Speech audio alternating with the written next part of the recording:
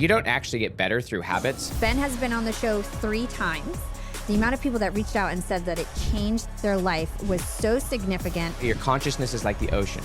And if you're shifting from 1,000 different tasks, you're up at the surface. It's like a computer with 1,000 tabs open. In psychology, we call it cognitive load. We also call it decision fatigue, meaning if there's 1,000 things you're doing, like you're burning yourself out, you're burning your willpower down. And so the key is to remove all that. Rather than trying to do 10 things a day, like on your to-do list, you probably want to do 1 or 2, right? 1 or 2, but really, really well, really, really deep, because those 1 or 2 things have huge leverage, huge upside. Like they're going to change the game for you. So the quality of your time is based on the depth and quality of your. And then remember, you can free up that time, but if you don't have the right attention in that time, then it doesn't do you any good, right? Yeah. So the first way that people waste time is that they're continuing to invest their time, energy, resources on the wrong things. The second way that people waste their time is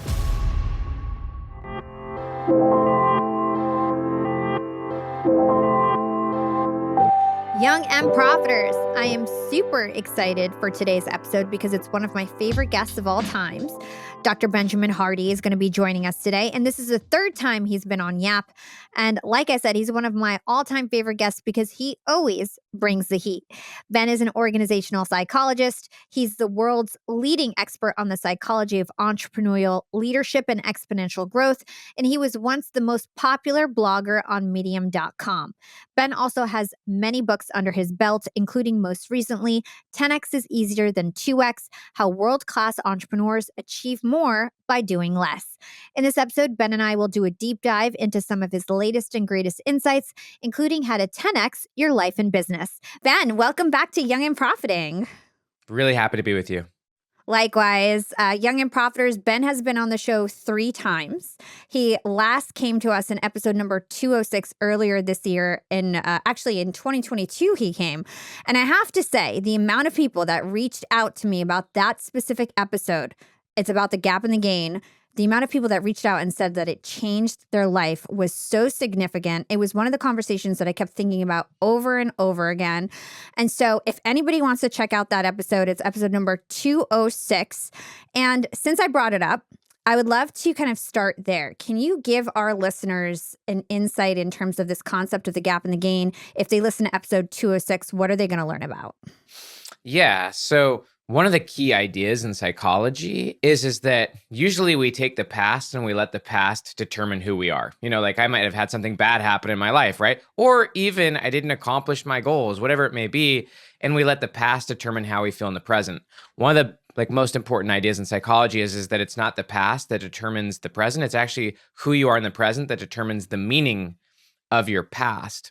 And so that's like a huge idea that we get to determine the value of our past, how we frame it, how we feel about it. And so the gap and the gain is a really important idea for high achievers. And obviously your audience is extremely high achievers.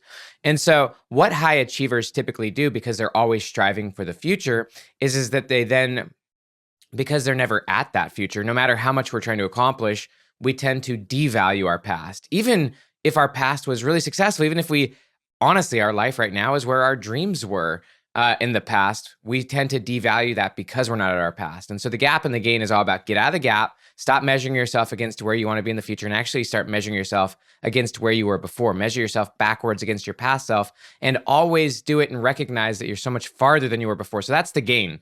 And it really takes you out of so much head trash. It takes you out of never feeling successful. Instead, your success is based on where you were before and the fact that you're always past where you were. So there's just so much good in it. And I will just tell you, it always creates amazing momentum. Like I'm always, and this is, and why I brought up the psychology part is that it's always in the present that you determine your meaning of the past. And so I'm always making progress because I'm always seeing that I'm not my past self. Even a week ago, maybe a lot of stuff didn't go to plan, but I can still see massive gains, and I actually decide what those mean.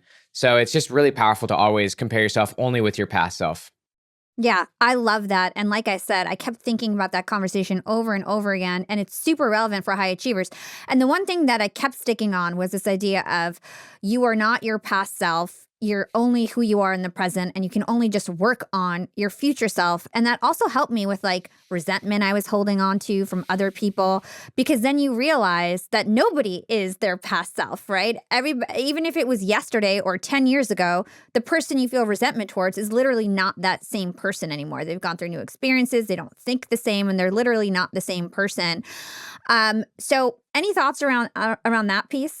I think it's really important because, as an example, I think we often hold on to the narratives of our past way past due. Like, I really love the 80-20 principle. And like, obviously, like the 80-20 principle is the idea that 80% of how you're doing things usually isn't that effective. 80% of it creates only very little of the results, where it's the 20% that really matters. Well, I look at the past the same way. I think that usually at least 80% of your narrative no longer serves you. 80% of how you see an episode of history, even a situation you're going through right now. You might be going through something really challenging right now, but chances are 80% of how you're looking at it or framing it isn't really useful to you. And so, like, as an example, even me, like, and there's actually a really good book. It's not The Gap and the Gain, but the good book is, there's a lot of great books on this topic, but one of them is called Too Soon Old, Too Late Smart. Too soon old, too late smart. And it's written by a grief psychiatrist whose sons both died. And he was a grief psychiatrist for 30 years. His name was Gordon Livingston. He's now passed. But he talks about how your narrative of the past, or the narratives you have about anything, are not fixed. They're always under constant revision. And that's actually how memory is as well. Like, your memory is not an objective, like, filing cabinet where you retrieve things. Your memory is always something that's living in you now. And so your past is always something you're carrying with you. But even the people in your past, whether you frame them as villains or whether you frame them as heroes, is really just your own view of it. I mean, even me for a long time, my dad was a drug addict when I was growing up. And I realized something, even recently. I realized that story of my dad being a drug addict is no longer useful. Like, it's now in the 80%. Like, even though that story served me for a long time, and even though I acknowledge he's no longer a drug addict, even the story of him being a drug addict doesn't really serve me anymore. So the true story is that my dad is a hero, and he really is. He overcame all of his addictions. He's now honestly like the best grandpa in the world to my kids. And so my dad is a hero. He's a hero to me, to my kids, to his grandkids. And him being a drug addict 15, 20 years ago is honestly irrelevant at this point. So smart. It's so true. You're making my wheels spin so much. And this new book is really a continuation, I'd say, of The Gap and the Gain. That's at least how I thought of it when I was reading it. And it's co-authored by the great Dan Sullivan. Can you walk us through how The Gap and the Gain is connected to your new book, which is called 10X is Easier Than 2X? Yeah, 10X is Easier Than 2X is just an epic entrepreneurial book, which I was really excited to write. When I started writing books with Dan, we wrote Who Not How. And so I would say that 10X is Easier Than 2X kind of is like the steroids version of the first two books, Who Not How, and then The Gap and the Gain. When I first came to him and said, I'm ultimately the one who chose the books that we wrote because I'm the one who wrote them. And they were written in my own voice from my own perspective. But I knew I wanted to write Who Not How, and then I dug deeper and deeper into Dan's work, and I was like, oh, he's got this really beautiful model called The Gap and the Gain, which I feel like has a lot of relevance to all the research in positive psychology, which is what I study. And then as I dug deeper and deeper, I saw his ideas on 10X, and it's very different from like the 10X conversations that are kind of typical out there on the internet. And so I was like, I really love this. And so I said, Dan, and this was while I was writing Who Not How. Honestly, the first book, I said, Dan, I really want to write 3 books. I want to write 10X is Easier Than 2X. I also want to write The Gap and the Gain. And he was very suggestive. He's like, well, if we're going to write all 3 of these, or if you're going to write all 3 of these, write The Gap and the Gain first. He's like, because if people are going to go 10X and 10X and 10X, like if they're really going to keep transforming their lives, and obviously you're someone who's very successful, you've done this many times, and we'll show that the listeners have done it as well. But it really stops being an attractive approach to life if you're always, again, in the gap, because now the future just keeps getting bigger and bigger. And if you're always measuring yourself against a continuously massive and an impossible future, then you're really going to like be in the gap. Then you're really going to feel like a loser, and you're going to keep devaluing all the successes you have in the past. And so mastering the gap and the gain really makes going for seemingly impossible futures, it makes it really fun, because no matter how much progress you make, you're the one in the present who frames your past, and it's always good. And also it's very beautiful, because as you continually frame your past in a gain mindset, Like one of the big ideas in psychology is that you get what you're looking for. We call it selective attention, and often people are looking for the negative in their past. When you train yourself to frame only the positive and only the ways in which your past self, like when you start seeing that, then you'll start creating more of it in your future. And so being in the game, not only I would say makes going for 10x enjoyable, it also makes it far more possible because you're actually utilizing your past more, which makes it a lot easier to create a bigger future. That makes a lot of sense. And just to get some level setting on some of the terms, 10x is something that everyone's, like you mentioned, flinging around in the entrepreneurial world, thanks to Grant Cardone and people like that. So let's talk about the difference between a 10x and a 2x mindset. Sweet. So one of the things we've already laid the groundwork on already from a psychology standpoint, and I'm just going to give you the base psychology, and then we will go into like the deep mechanics of 2x versus 10x. Base psychology is this. What we've already established when we're talking about the gap and the gain is that the common narrative is that the past determines the present. What I'm saying is from a psychological standpoint, it's the present that determines the past. Far more powerful, far more agency, far more creative. In the present, I always determine my past. It does not determine me. That's super key. The same is also true in the future, though. So what the traditional approach is what we call a linear approach to time, which is not how time works. But the linear approach to time is that the past determines the present, and then the present determines the future. And so a 2x mindset says is that who I am now, where I'm at right now, I'm just going to do more of that in the future. I'll just double it.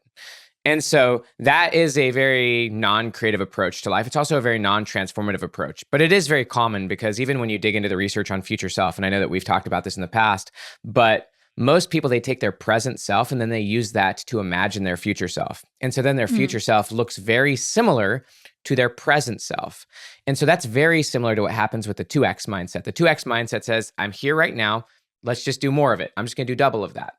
So the 10x mindset is the opposite. The 10x mindset takes the future first. Albert Einstein said imagination is more important than knowledge. Rather than basing the future on the present, you literally base the future on imagination. You base the future on what you want, even if that looks insanely different from what your present life is now. Rather than using the present as the basis for the future, you actually literally use your imagined future as the basis for the choices you make in the present.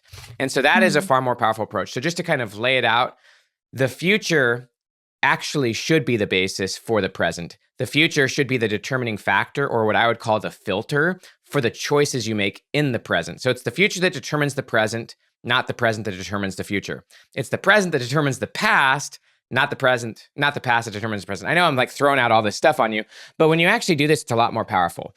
And so now just to kind of really simply explain from like a mechanical standpoint, the difference between 2x and 10x, again, we use the 80-20 principle. So if you're going to go for 2x growth, what that means is that you only have to change 20% of your life. Like if you want to double, the amount of money you make or the amount of podcast episodes you've, like your downloads or whatnot. If I want to double the amount of book sales that I have, if I'm going for double, again, I'm using the present to create the future. I really don't have to change that much. I can actually keep 80% of who I am. I think the main idea is you can keep the 80%. You don't have to change that much. You don't have to change much of your habits, your identity, your beliefs. You just have to change 20%. Maybe it's work 20% harder. Maybe it's do 20% more episodes. Maybe it's XYZ. It's not that much. Whereas 10X, because it is so massive, because it's so big, honestly, and you actually want it to be impossible, and the research, there's a lot of research on this, which if we want to, we can dig into it, but because it is so big, almost everything you're doing right now won't get you there. Almost everything you're doing right now is a waste of time compared to that massive future.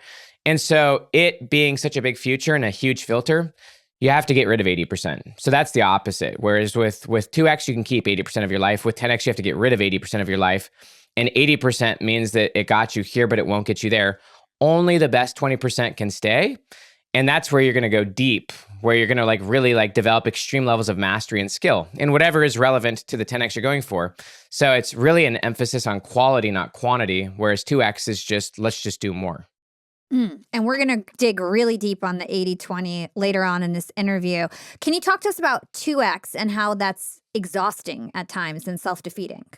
It's hugely exhausting because the truth is that you're already exhausted, right? Like, and so like, I here's how I've heard it, and I actually really love it, is that most of us are already maxed out. Like most people's life, there's a really good quote actually that I love, which is that the system is designed to defend the system. So all of us already are hyper busy and we have a million things coming at us. And so to go for 2x is a really hard concept because it's so linear, meaning it's basically just doing more of what you're doing. The only logical approach is just to keep doing more of what you're now doing. Like maybe you let go of some things and emphasize others, but for the most part, it's just forcing you to do more. It's very brute force. It's very non-creative. And also 2x is not big enough to help you discern what actually matters. Like it's not a big enough future to force you to really analyze, call it the 80 or the 20. You just kind of keep doing more of what you're doing, and your team, it's not going to inspire your team. It's not going to force creativity. It's not going to require enough change. Back to the idea, like you're going to keep 80%. So it's not going to require enough change for you to really start doing things differently. You're honestly just forced to just do more, which in the end exhausts your team. It exhausts you. You're already exhausted. You can't work twice as hard. And so it's just not a powerful enough idea or a powerful enough future to start transforming you, to start getting you to going in different directions. That's why 10x honestly is better for your brain. It's better for your decision making. It's better for your strategy. It's just honestly a fundamentally different approach. Yeah, it really is. Like I've had 500 interviews on the podcast and have never really heard this idea before. So you talk about this idea of quality over quantity. And I know that you're really against the idea of Malcolm Gladwell's 10 hours to become an expert, right? Can you talk to us about why you don't think that's the right approach? Well, firstly, because it's not actually what the research shows on deliberate practice. Yeah, so I mean, I'm not I actually love Gladwell's writing. And this is just something that's true of me in general, is like, it's very rare that I'm going to fully agree with what one person says. That doesn't mean I can't get extreme value of it. I don't even agree with everything I'm saying, because like in the future, I know that I'm going to see things differently. And so like, I mean, I know I do agree with what I'm saying, but I also know that in the future, I'm going to see things a lot better. And that's part of having a growth mindset, is knowing that you don't have the perfect answer. Like you're always a work in progress. But yeah, in terms of Gladwell, and really in terms of deliberate practice is a crucial idea in psychology. In fact, if you really even study James Clear's book, Atomic Habits, he talks very openly about the fact that he probably would have written the book on deliberate practice, because deliberate practice is actually how you get 1% better every day. You don't actually get better through habits. And if you actually study the research on deliberate practice is the opposite of habits. Doing something habitually means you're on autopilot. Like you're actually not getting better. Whereas deliberate practice means that you are going through a training process towards a very specific goal. And then you're getting coaching and guidance and support on that and developing mastery. Honestly, it's about developing mastery. But the key point here is that it's the goal that determines the process. So if you're going for, say, a 2x goal, that's going to require a different type of practice. Mostly you're just going to keep doing what you're doing now. Whereas if you're going to go for a 10x goal, if you're going to go for a seemingly impossible goal, then it's going to force a very different path. It's going to force you down a different level of mastery. That's the whole idea of the 20%, that you're going to have to go really deep, developing very new skills, and you're going to have to get better. This is to what you were mentioning before, quality over quantity. The basis of going 10x, the idea of going 10x is that it's a qualitative change. It's about quality. It's about changing the quality of what you're doing. And by changing the quality of what you're doing, the quantity will take care of itself. Most people, when they're talking about 10x, they're just like, just do 10 times more or make 10 times more money. And the real essence of it is actually innovation. It's a transformation. So like for me, as an example, like I really look at 10x as an evolution. So it's like, as an example, a child going from crawling to walking. That's a 10x. Like a child. Whereas 2x would be a child trying to crawl 2 times faster, right? If a child's going for 2 times, it's not going to transform to the next level, which is walking. It's just going to freaking try to crawl 2 times faster. Whereas whereas walking, once you've now gone from crawling to walking, you don't go back. Like you don't go back to being a crawler. I can say this, by the way, because like I had twins. And twin girls, now they're like almost 5, but one of them started walking 4 months before the other one. And so like one of them was running around, running upstairs, and the other one was crawling behind. It's super funny. But that's kind of the evolution. So like, I'll give another example. Going from a horse and a buggy to a car, that's a qualitative change. Yes, we're still in, we're still in transportation, but cars changed the game compared to like still like being in horses. And I use the example of music. Like back in the 90s, it was CDs. You had to go to the store, buy a CD, and you only wanted to listen to one song. Whereas Steve Jobs, he stripped out the 80% of music. He stripped out, you don't have to go to the store. You don't even have to like have a physical item. You can actually just buy the song digitally and have 999 of your favorite songs all in one place. And so that was an innovation. That was the 10X. That was the quality change, was going from CDs to iPods. Now that he did that, now he can go a million X when it comes to the quantitative side. So like, that's really what we want. That's why we want to get you to have a really high goal and go into deliberate practice, go into mastery, is because getting 10 times better is really how you can go 10X. This makes a lot of sense and is really interesting. And a couple more foundational questions. The next one is really about being non-competitive. Because when I hear about 10X, I usually think about like beating the other guy, right? Like that's sort of the feeling that 10X gives right now when you hear that word. But you say it's actually non-competitive. What do you mean by that? So like, I would argue that 2X is more of a competitive approach because you're like, and I actually used a quote in the section on this. If you're going to go for being the best, like in the world, you're no longer really competing with anyone, but you're not even really trying to be better than anyone else. Like this goes into the idea of mastery and what Dan Sullivan would call unique ability. And so like mastery, being a master is very different from being an expert. Being an expert means you're freaking good at something. Being a master means you are so good at something, like Picasso said, become so great at something that you can break the rules. The Beatles were not just great musicians. They were masters. They were innovators. They were doing things that no one else could do. And so this hits to the idea of mastery is very different from expertise. Mastery means you are doing something that is purely your essence. One of the core analogies of the entire book, 10X is easier than 2X, we used the artist Michelangelo. And the reason we used that story was because obviously, he's someone who went 10X again and again and again in terms of the quality of what he did. Like he was so amazing. If you've ever been to Italy, like you would know. It's shocking to see, and we're still talking about him 500 years later. But the main analogy comes from him talking to the Pope, and the Pope asking, "How the heck did you create the David? It's shocking how good it is." And he just said, "I just kept taking away everything that was not the David." And so that's the idea of. One of the beauties of a 10X future, there's a few beauties. One is that the key is that it's not something you need. No one needs to go 10X. It is what you absolutely want, and you're being really honest with yourself about what you most deeply want. And what you want will change. What your future self wants is going to be different from what you want. What you want now is different than what you wanted 5 years ago. But as you go through the process of peeling away all of the expectations of other people, or even competing with other people, thinking... And you're actually getting to the soul of who you are, which is all honesty. All progress starts by telling the truth, which is a key idea in addiction. But that's also true about what you want. That's what intrinsic motivation is. And so as you start stripping that away, you start to actually do what you feel most inspired to do. That's what Dan calls freedom of purpose, where you're actually doing something because you want to, not because it has to do with anyone else. And you're actually doing it from a mastery perspective in a way that no one else could do it.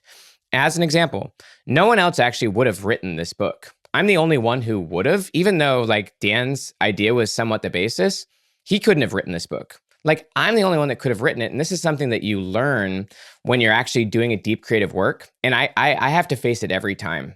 Every time I'm writing a book, I'm always actually looking for the right answer. And that's actually what school trains you to do. They're like, and at a certain point in the writing process, I finally hit the point where I'm like, there is no right answer. Like I have to actually make this up. And that's part of why it's so fun, like imagination and just doing it your own way. And when you really do that, and when you really go deep into what you most want to do and develop mastery, which is going really, really deep in the few things that matter, what we're calling the 20%, then there is no competition because most people are caught up in the 80%. They're busy. And honestly, even if you think about products, there's actually a really, really cool book called It's Not How Good You Are, It's How Good You Want to Be. And in that book, he honestly just talks about how the world actually the world expects mediocrity. Like if you're buying a meal, like most meals that you buy aren't going to be world class, right? Like most clothes you buy aren't phenomenal. Like most social media posts aren't that great. Like we're actually okay with mediocrity. And so if you're actually committed to doing something amazing, of course there's no competition. I love that. So much of what you say is so smart. You're like just so awesome to have the show because I can ask you anything and just, say stuff that is just so insightful. So my last foundational question on 2X and 10X is that you say can become a filter for everything that we do, that we can look at things and think, okay, this is 2X, this is 10X, and it can help us make better decisions. Can you talk to us about that? Yeah. So this is just the idea that 10X is so big that it actually is impossible. I'm telling you, and I'm talking to like you right now, my friend that we're talking to one-on-one, but the listener as well. You getting to where you're at right now in your podcast and your show, from where you were at a certain point in the past, you getting here was impossible. Like the odds of you being here were impossible. The odds of me being here and having written books that have sold over 1 million copies, if you had talked to the version of me back in high school playing World of Warcraft 15 hours a day with a terrible situation, it was impossible. And you achieve the impossible again and again. And there's a lot of research on this. I actually go into it. One of my favorite researchers, his name is Alan Bernard. He's studied impossible goals and constraint theory and stuff like that. Constraint theory being a decision-making theory in business.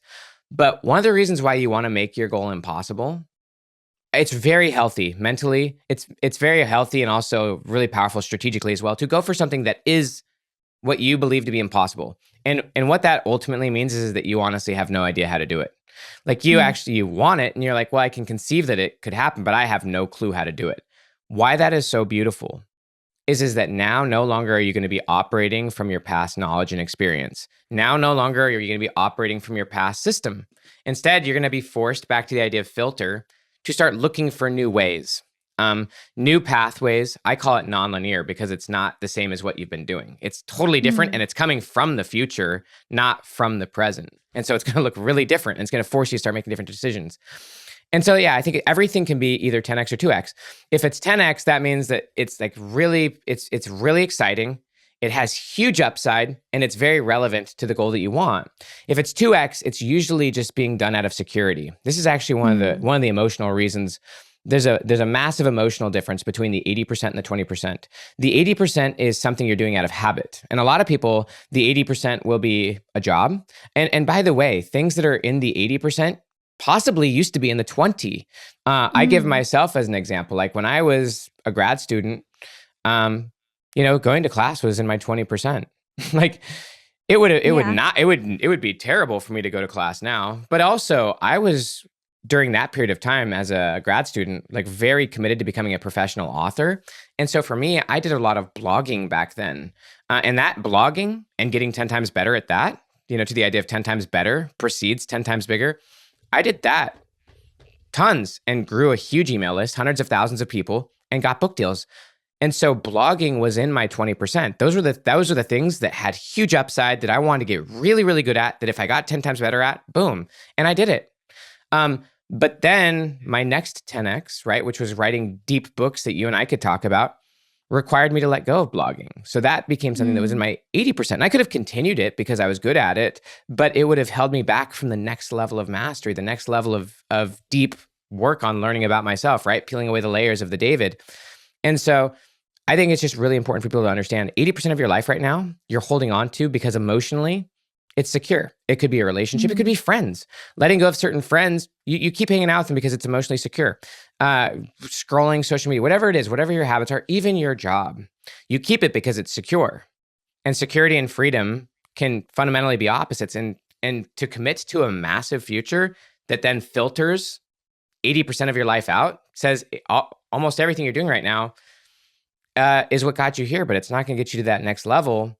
So then you have to ask the question, am I willing to let this go? Am I willing to let go of my security blankets to commit to the next level? And I would argue, even if you look at your own life, you've done this many, many times.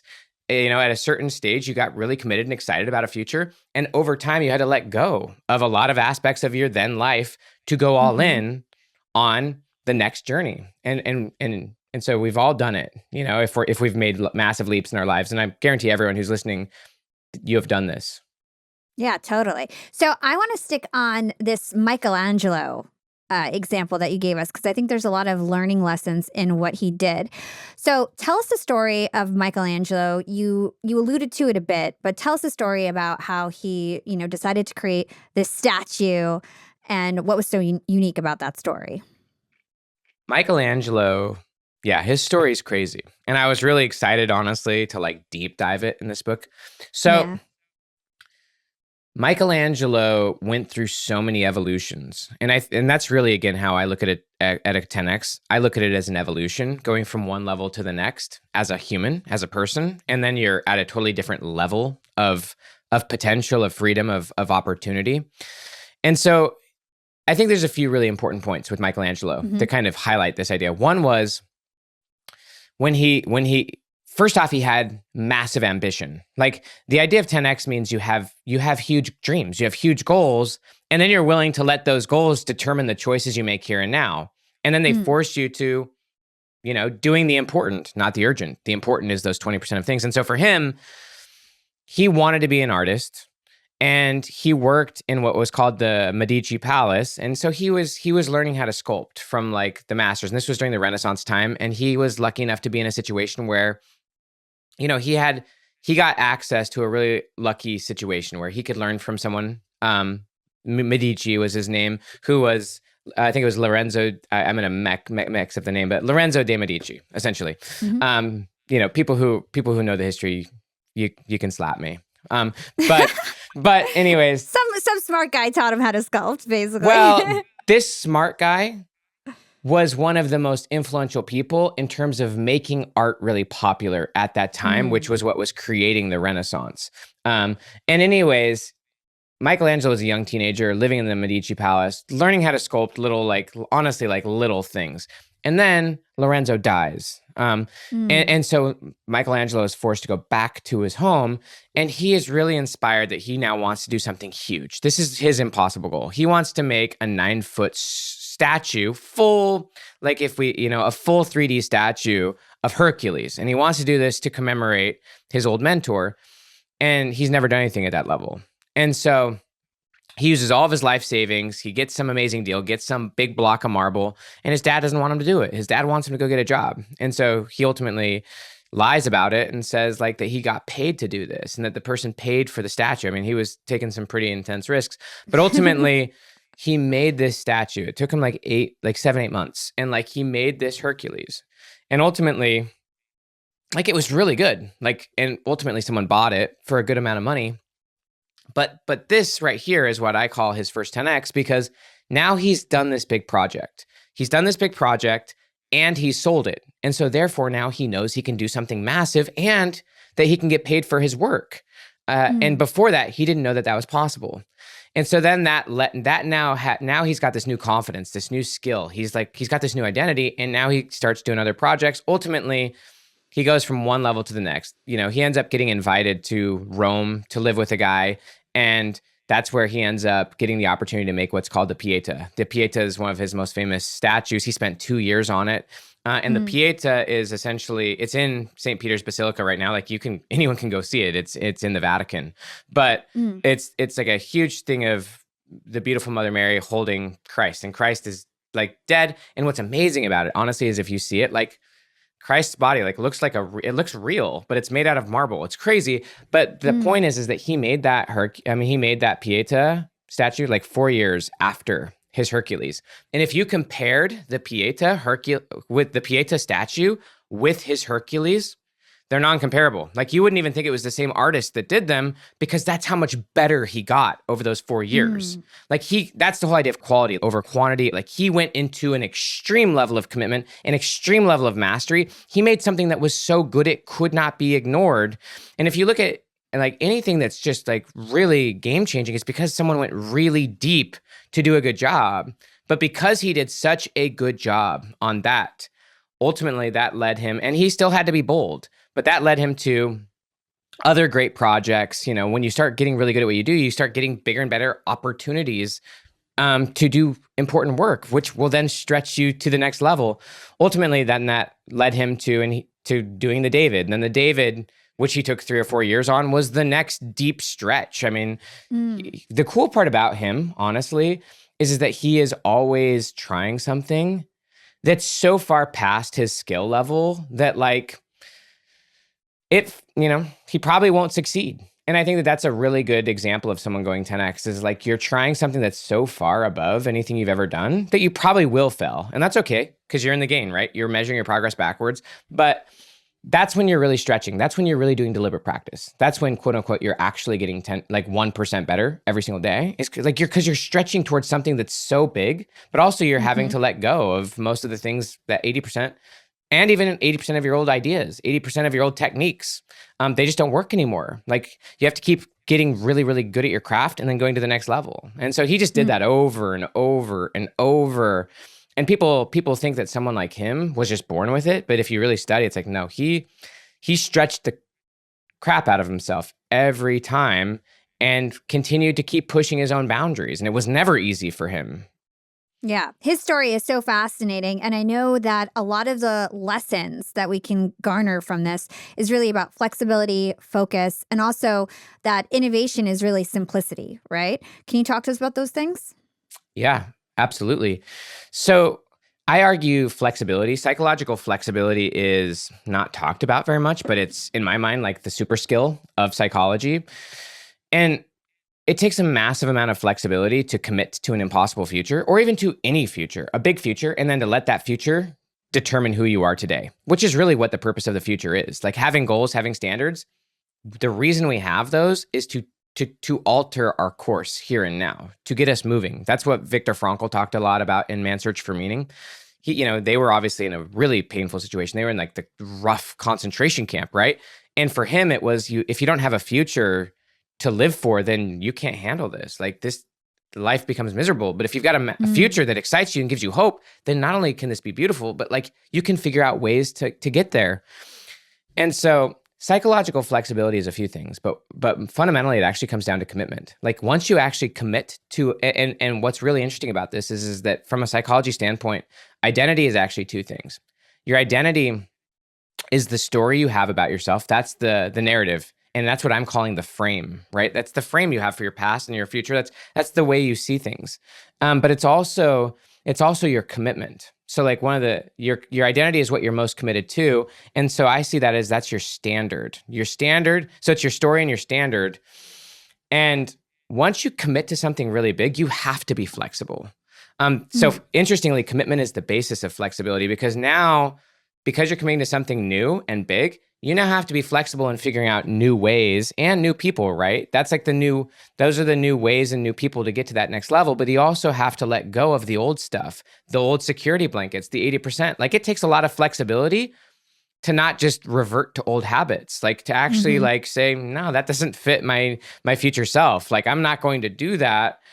Even though emotionally you want to because you've done it 1,000 times and because that's where you feel safe. And so it takes huge flexibility. And that by the way, I just love this, and I think your people will love this, but Dan has like a model of 4 C's. Maybe we even talked about it on our other conversation, but you always start with commitment. Nothing happens until after the commitment. Commitment then leads to courage. And that's where you really have to start being flexible. Courage to actually start pursuing the new goal, which you likely will, like the child learning how to walk, you're going to fall 1,000 times trying to find those new ways, new people, new skills. But also it takes huge courage to let go of the 80%, like huge courage to maybe let go of your day job or huge courage to let go of whatever it may be that's holding you back. And so that's the flexibility piece. It's just the letting go of the old self and the being the new self and the trial and error and all the emotions involved in that process. That's the flexibility. I don't know if you want to talk to the simplicity piece. Whatever you want to go. Let's talk about attention and focus because that's super important. Let's talk about why, attention. You say attention is our most valuable asset. A lot of people think it's time, but it's really attention. Talk to us about that. Yeah, so the quality of your time is based on the depth and quality of your attention. To the idea of the 80%, right? If your attention is on the 80%, that means it's probably on 1,000 different things, which means that your attention is surface level, not deep. And the book that I really reference in my own book, in the 10X book on this, is called Catching the Big Fish. It's all about meditation and consciousness. But in that book, the author, and I believe his name is Peter Lynch. He's like a famous filmmaker, but he talks about how your consciousness is like the ocean. And if you're shifting from 1,000 different tasks, you're up at the surface. It's like a computer with 1,000 tabs open. And so you got to remove those tabs, remove the 80% so that it's literally not on your mind. In psychology, we call it cognitive load. We also call it decision fatigue, meaning if there's 1,000 things you're doing, like you're burning yourself out, you're burning your willpower down. And so the key is to remove all that. Pass it off to someone else, who, not how, right? Hire, like literally let someone else do it, or get rid of it because it honestly has no upside anymore. It's no longer relevant to your next future. And so what you really want to do is go deep. And this actually, this also, it changes how you look at time. It changes how you look at your schedule. And it also changes how you look at flow. So like often people are trying to do way too many things. That's to the idea of their attention is at the surface. They don't even know what it means to go so deep that you actually transform. And so rather than trying to do 10 things a day, like on your to-do list, you probably want to do one or two, right? One or two, but really, really well, really, really deep, because those one or two things in the 20% have huge leverage, huge upside. Like they're going to change the game for you rather than you just being busy on the hamster wheel. And so I think a lot of people, they look at flow like, I'm going to get into a flow state for 90 minutes. But this view of flow is more like, actually, it's all about really, really going deep on a few things, getting so good, and honestly, just not having that much you're doing, because you also have a team around you that's supporting. That's a big part of 10X versus 2X. Is with 10X, you're going to have to get a team. But you're just going deep on a few things, becoming amazing at it. And one other thing I just have to say here, because it's something I've learned recently. Yeah.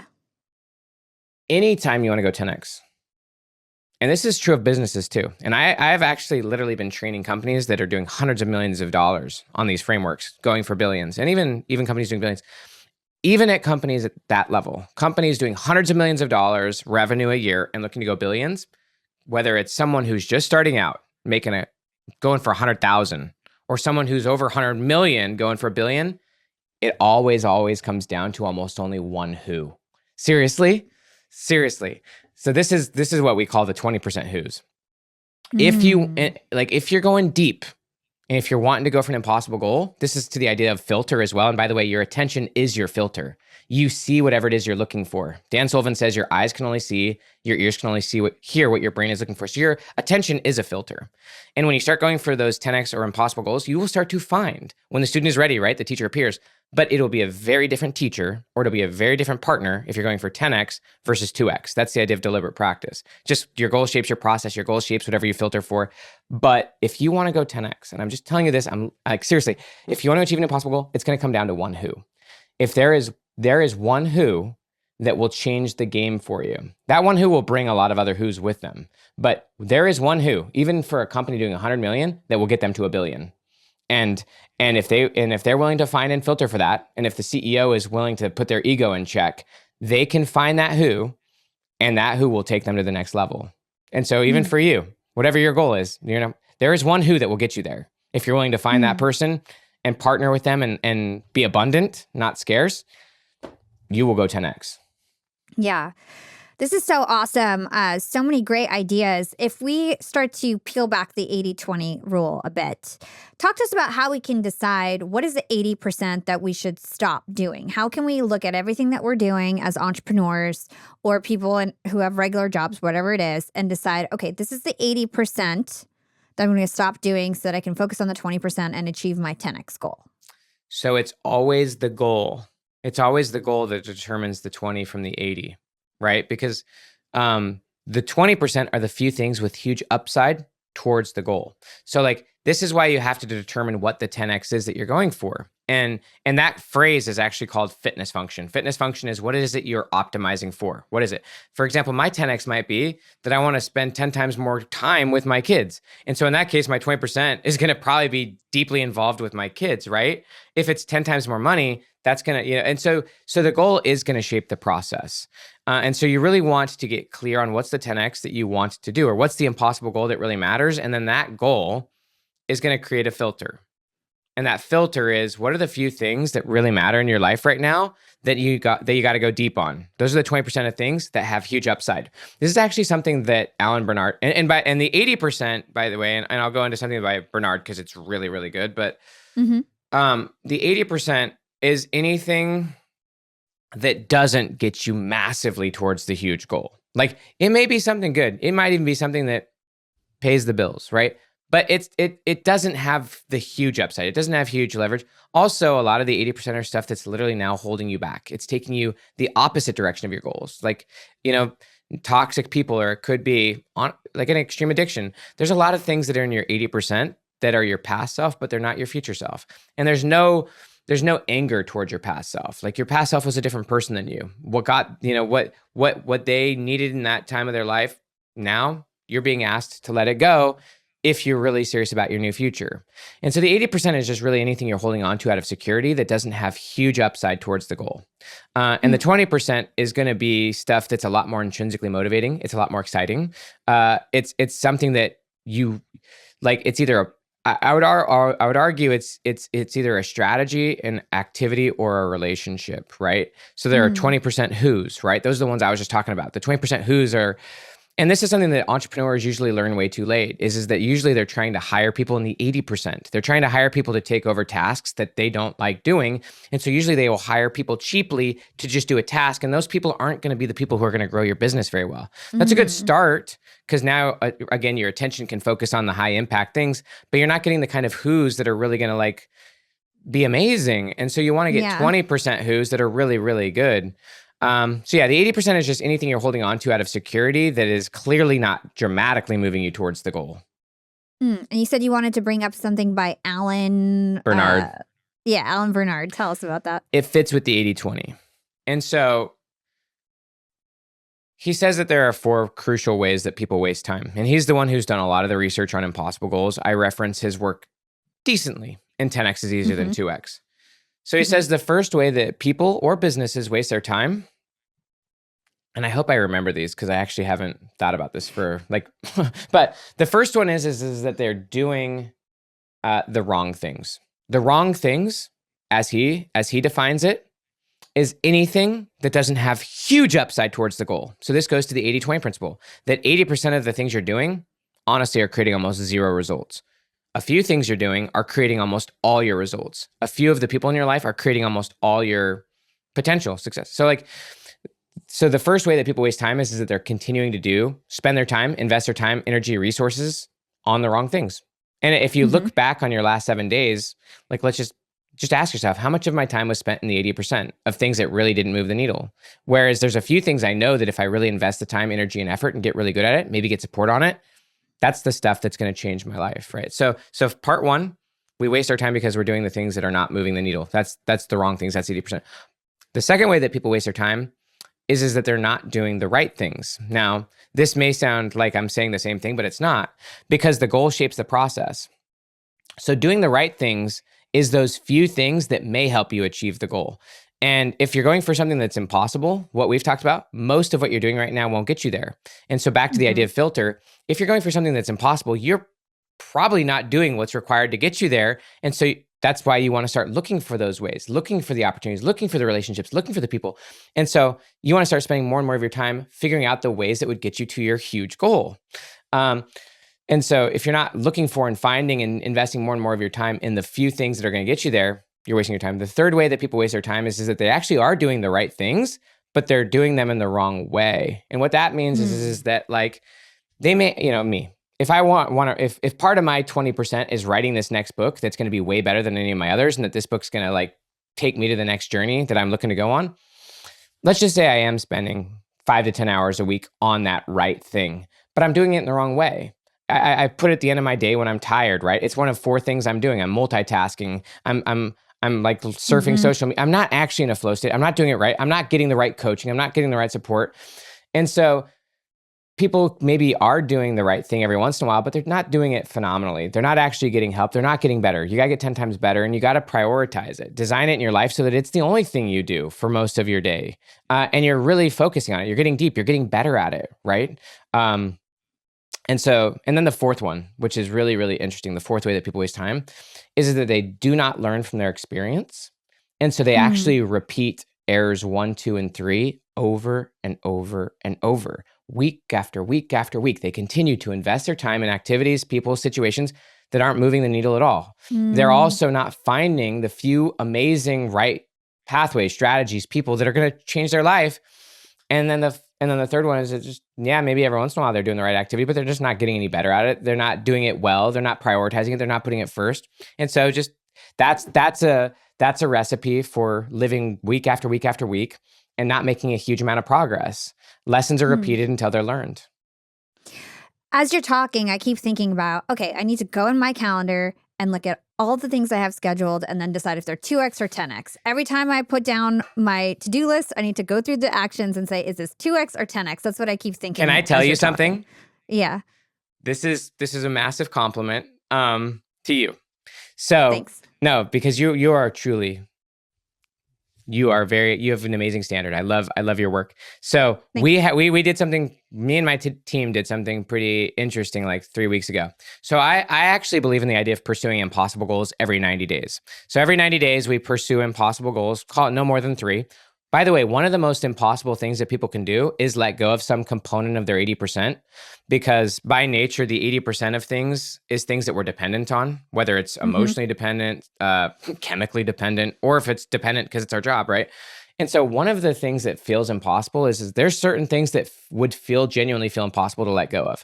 Like because your life is dependent on it. That's the idea that the system is designed to defend the system. There's certain things that just feel impossible to let go of because you kind of rely on it. You need it. And sort of like, but anyways, we have some really big goals between now and the end of the year. And most of them, honestly, we won't hit. Not that we have a lot. I have no more than 3 goals at a time, but I'll be lucky if I hit any of them. But because we're going for the goal and because the goal is such an intense filter, it forces us to make really intense decisions in the present. And one of my massive goals is to pretty much finish the book that I'm writing right now. And talk about doing the wrong thing or not doing the right thing in the right way. Like it's gonna take a miracle for me to do this. And there's a few others, but we looked at my schedule. Like this is the point. And I have an assistant who understands these principles. And so she was like, Ben, there's no freaking way. If that's your true goal, let's look at your schedule. There's no way that you're gonna do it. I actually had probably 25 really great podcasts scheduled and other things. And we just said, literally, we can only do like 3 or 4 of them. You are one of the 3 or 4. Just because your podcast is epic, honestly. We love it. But like a lot of those other podcasts are amazing and I really want to do them, but they didn't meet the filter of the impossible goal that I had. And so I did have to strip away at least 80% of the commitments that I had in my schedule. I'll hopefully do a lot of those next year when I'm getting ready to launch that next book. But if I can't, that's okay. Like my impossible goal forced me to filter so much harder. There was a lot of a few other things that I had to let go of, but I'll just tell you, it's really powerful because this goes back to identity. The filter is the same thing as the standard. Your standard, your commitment is what filters what you say yes and no to. And that's why it takes flexibility, because it can kind of be scary to let go of some of that stuff.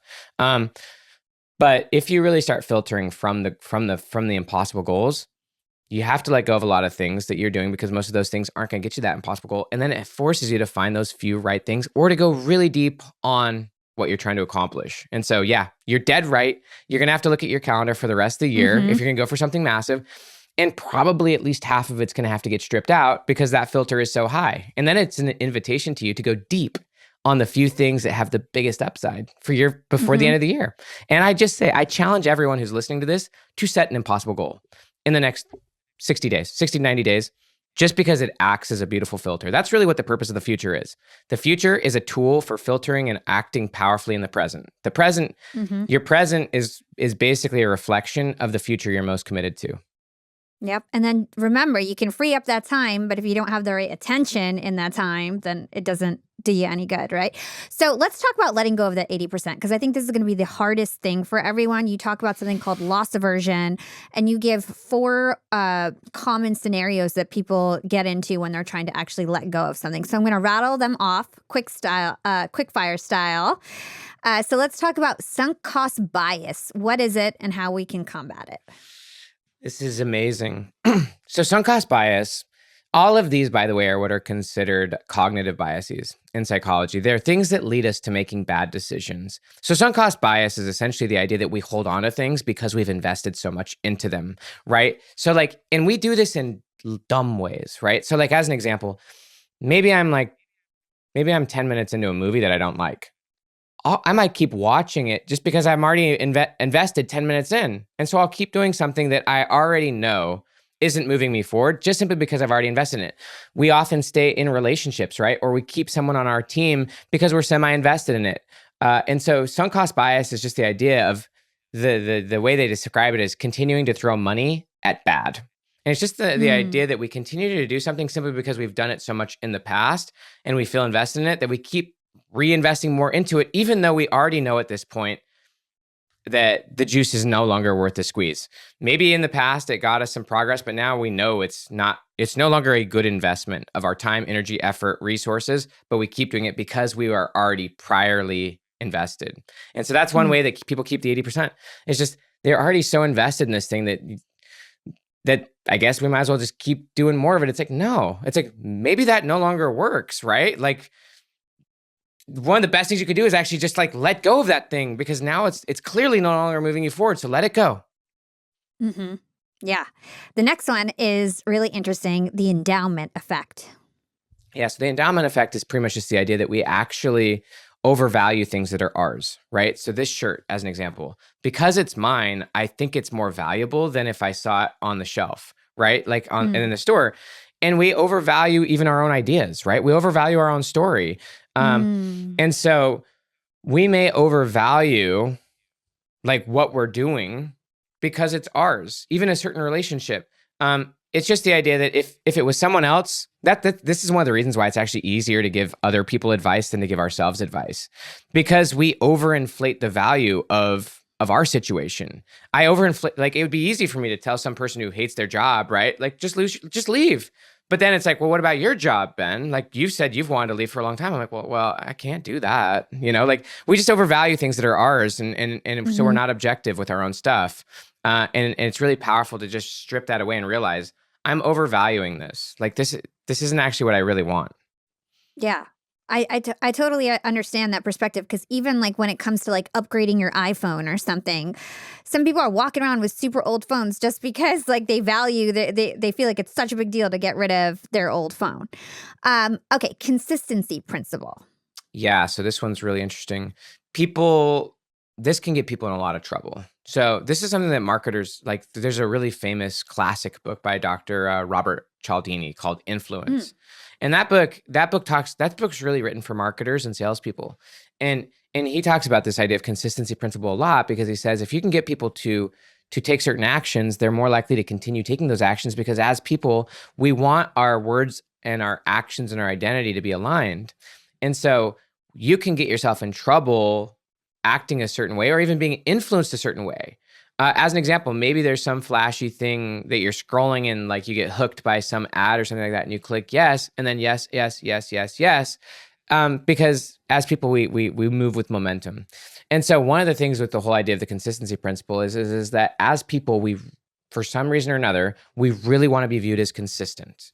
We want to be viewed by the outside world as consistent. And so that leads us to continuing to do things that are consistent with our past, just because that's who we've been in the past. This can actually lead people to being stuck in old identity, like continuing to just be a certain way because they're worried about what old friends, oh, well, there's no way that Ben can now start doing that. Like, that's not who he's been.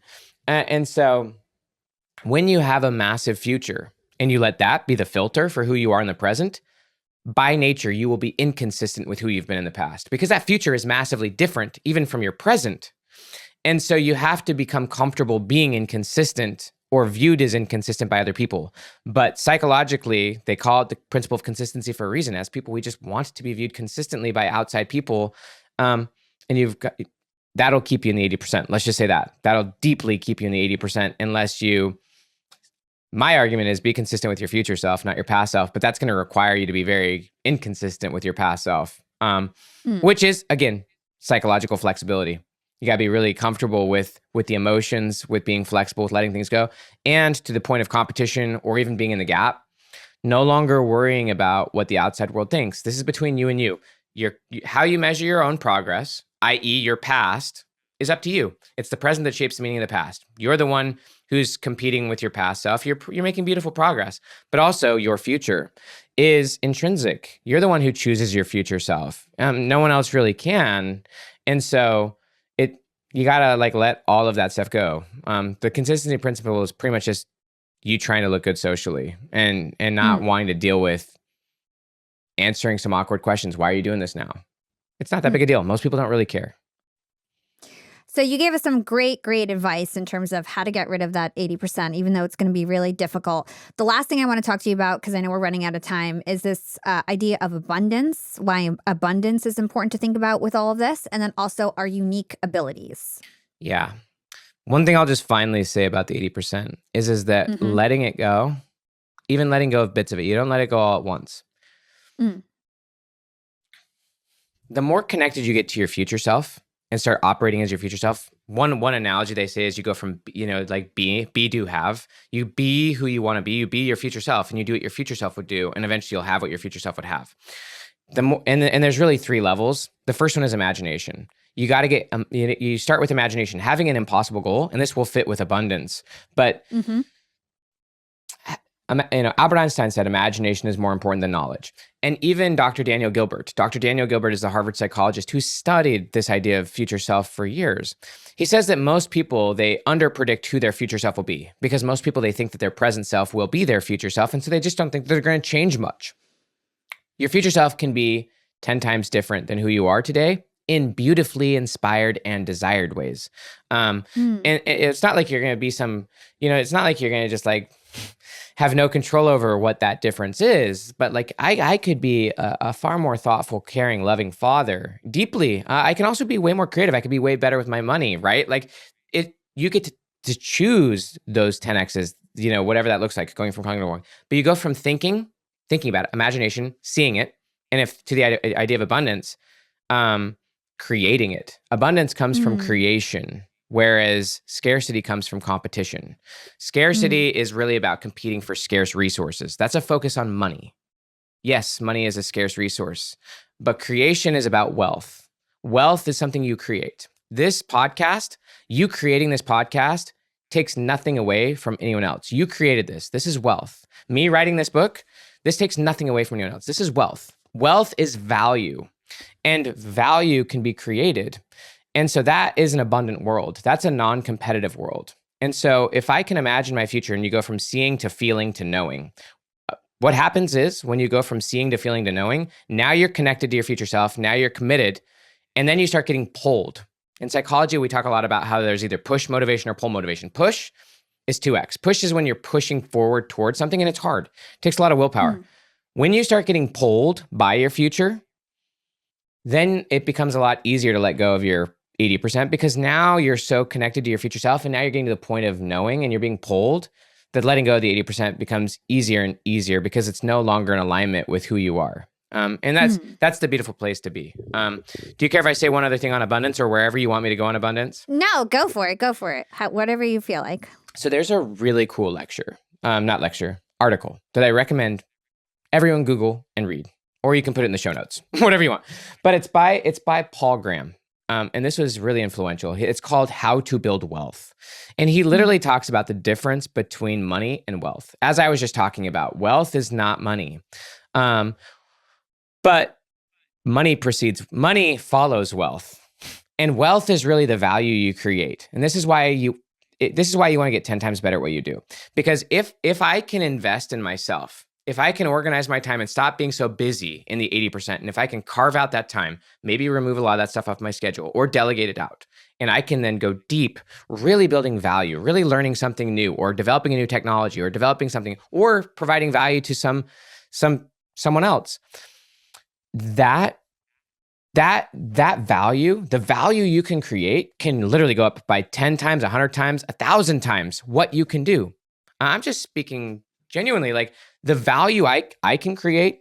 I'm just saying this, I can get hired by a company doing hundreds of millions, and I can help them go to billions because I've learned those skills. And that's so valuable to them. That's worth hundreds of millions of dollars to them. even the 3 books I wrote for Dan, those books are worth hundreds of millions of dollars to Dan and that business. And the only reason I'm saying this is that anyone, if they're willing to invest in themselves and develop skills, abilities, unique ability, right?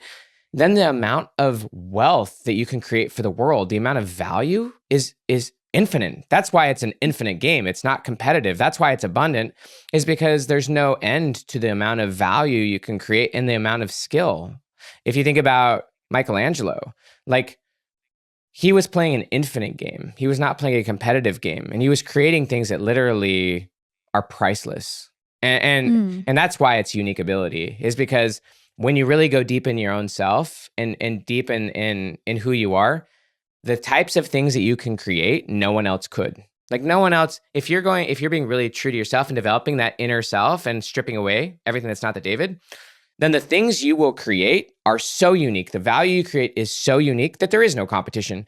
And it's such unique value for certain types of people that there is no price tag. Like, you can honestly charge whatever you want, and it will be a bargain for them. You might charge it. I could charge millions of dollars to write a book for someone, and it would be worth 10x or 100x that for them in value. And so it's incredible when you really stop playing the scarce compete for money game and you really go deep into value for specific people. Now it's in an infinite game. Yeah, I keep thinking back to when you said, I'm the only person that can write this book. And for me, I think I'm building this podcast network that's blowing up right now. I just signed Jenna Kutcher and Amy Porterfield and John Lee Dumas, and it's growing so fast. And I just thought about it. I'm literally the only one who could create a podcast network like that, because nobody else has my unique skills or a social agency or was a podcaster and so on. Yeah. Or no one has your vision of your future self. True. Like, you got a future self that inspires you to do this. Yes, you have amazing, unique skills, abilities, and desires to do this, and no one else has those. So not only do you have the unique ability and skills to do it, but you have the unique future that's inviting you to do it. No one else had that future. You create your future that you created and imagined and got excited about is shaping this 20% incredibly unique strategy that you're developing, but that's coming from your incredibly exciting future that no one else could have come up with, because it's your future, not anyone else's. I love that. This is such an inspiring conversation. So let's talk about your next big 10x goal. You're writing a book. Tell us about it. Ooh, I can't tell you the title. Okay. I can't tell you the title, but it will come out in 2024. Probably in August-ish. And here's what I will say about it. So I'm no longer writing books with Dan Sullivan. I loved it. We wrote 3 books together: Who, Not How, The Gap and the Gain, 10x is Easier Than 2x. Those books are approaching 1 million copies sold, the 3 of those. And they're amazing. And those books changed my life. But again, to the idea of the future is the filter. It was one of those things where, like, my next 10x future just invited me to say, like, unless our relationship changed and our deal changed, I guess, I actually wanted to continue, but we couldn't come to an agreement. And so the future shaped the present. We're all in the game, But after all this learning, and even since then, and even now, I'm, like I said, training really big teams and stuff like that. What I have done, I ever since I grew up, because I went through a lot of, like, extreme challenge, trauma, and stuff like that, and then went through huge, massive transformations, serving a church mission, and then since then, and I just love. That's really what I've been studying, honestly, for the past 15 years in psychology. It's just human change, human growth, human development, letting go of the past, operating from your future, psychological flexibility. All this stuff is just 15 years of learning. But I'm personally really interested in what I would call rapid transformation, quick learning, quick change, quick growth. And so I think that this book, really, like this one that I'm working on, I always learn from people who have done things way better than me. Like, that's deliberate practice, is studying at the next level. And I'm humbled. Like, I'm freaking humbled, but excited. I guess that's the beginner's mind. I'm freaking humbled by this book that I've written, that I'm trying to write. Like, it is, to the idea of Michelangelo, it's an impossible book. That's why it's an impossible goal. Like, yeah, can I put 200 pages down? Yeah, no, but not the pages I'm trying to write. Quality over quantity. Like, it is I am trying to write an impossible book, and I don't know if I can do it. And I've honestly felt that way with every book I've written. Like, I don't know if I can do this, but this one, I honestly think this one could be one of those, like, it changes the game. I really do. If it doesn't, who cares? But I think it will. I honestly think it will. But also kind of like what you just described, like with your new business model. The book itself is going to also create this epic business that I already am now developing those 20% who partners, which shock me that I could be partners with these kind of people. Like if you had talked to me like 3 or 4 years ago, I'm like, how would that person who's taken a company to 50 million, like they want to work with me? Like, and so the book itself is also going to be a tool for creating epic stuff. So like that's fun on the business side. On the personal and spiritual side, like I want to really deepen my faith. I've got 6 kids. Like my oldest is 16, almost. And so like I really want to be a much better dad. So I'm just excited about all these new journeys. But yeah, chances are you and I will hang out for the next book and we'll share it with people. Who knows? But I can't wait to hear we'll it. at least send you a copy. If you're looking to improve your parenting, you should check out Ben Greenfield and his Boundless Parenting. It's so interesting. Yeah. He just came on the show and he's awesome. I know Ben, so I'll check it out. Oh, cool. Awesome. Okay, so we end our show with 2 questions that we ask all of our guests, which I think you've done this a few times, so you're aware. The first one is, what is one profitable thing our young and profiters can do today to become more profitable tomorrow? Okay. Throw away your SMART goals, whatever your goals are. They're not smart. Go for an impossible goal. Well, first off, get connected to your future self, right? Who's your future self? Imagination is more important than knowledge. We've already been talking about abundance. I really like the quote from Jim Collins. He wrote the book Good to Great, and Good to Great is deeply important. Good is the enemy of great. The 80% is good. You're going to have to let it go if you want to be great. You can't be great at 50 things. You have to actually commit to that unique ability. But the main point here is that your future self, the 10x version of them, have no more than 3 priorities. Just choose a few areas, and priority determines strategy. And so you choose the few areas that you really want to go deep on and transform. As I said, for me, faith, family, and then just the quality of my work. Those are my 3. So have that future self, but then from there, start pursuing impossible goals that are related to that future self. Actually pursue goals that you think are impossible, but that you really want, that fit with your future self, and have impossibly high goals, impossibly short time frames, however you want to go about it, and then start finding those unique strategies and 20% who's.